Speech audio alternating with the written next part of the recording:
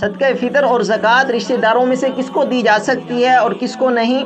صدقہ فطر اور زکوٰۃ اپنے ماں باپ اور ان کے ماں باپ اور ان کے ماں باپ کو نہیں دی جا سکتی۔